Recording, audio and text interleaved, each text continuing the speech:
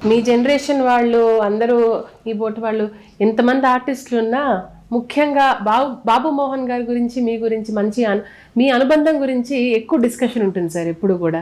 ఎందుకని అంటే అనుబంధం అని మీరే అంటారు కదా. ఒక రకంగా చెప్పాలంటే వాడు మంచి టైమింగ్ ఉన్న ఆర్టిస్ట్ అండి.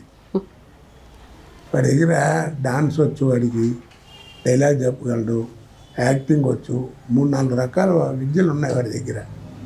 ఇప్పుడు మీరు సినిమాల్లో నేను చూస్తే నేను తన్నిన తండ్రికి వాడి నడుము ఎప్పుడో ఇరిగిపోవాలి. ఒక్కసారి కూడా వాడి శరీరానికి నా కాలు టచ్ కాలేదండి. అలా చొక్కాకు తగలటం ఏంటి అట్ట వెళ్ళి పడిపోయేవాడు. గొప్ప టైమింగ్ అది, అందరికీ రాదు.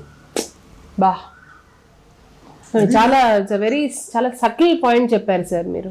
చాలా మంచి అబ్జర్వేషన్ అది. అవును, యాక్ట్ చేసిన నాకు తెలుస్తుంది కదా. నేను తన్నిన తన్నుడు ఇంకో నిజంగా తంటే నడువులు విరిగిపోతాయి.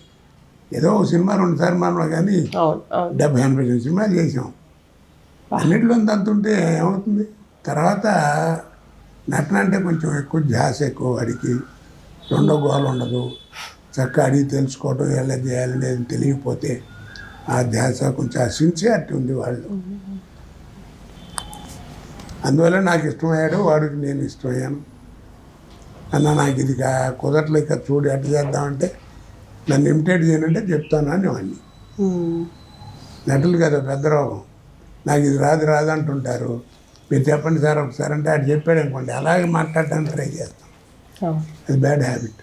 అలాగే బ్రహ్మానందం గారితో మీ అనుబంధం గురించి కూడా చెప్పండి సార్. బ్రహ్మానందం కూడా ఆర్టిస్టేనండి, కాదని నేను అన్నాను. కాదు, నాకు అనుబంధానికి ఎక్కువ చెప్పాలంటే అతను నేను కలిసి చేసింది లేవు, కలిసి సినిమాలు చేశాం. కానీ అతను ఎంతసేపు హీరో పక్కన అలాంటి వేషాలు తగ్గడంతో బాబుమోహన్ లాగా నాకు ఆ కాంబినేషన్ లేదు. అందువల్ల నాకు ఇంత అటాచ్మెంట్ వాడితో అతనితో లేదు. ఓకే, అంటే బాగా ఫ్రెండ్ మాట్లాడుకోవడం చేయటం అవన్నీ ఉన్నాయనుకోండి. అదేలేండి, కాంబినేషన్ లేక ఈ చనువు ఏర్పడలేదు.